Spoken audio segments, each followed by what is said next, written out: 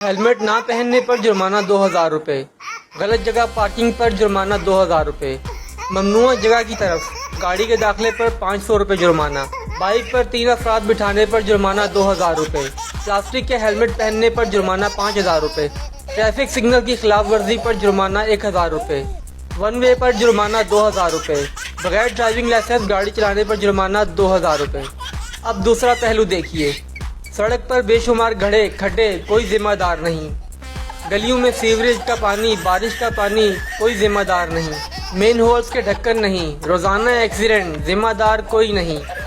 सरकारी अस्पतालों में दवाइयाँ नहीं, जिम्मेदार कोई नहीं।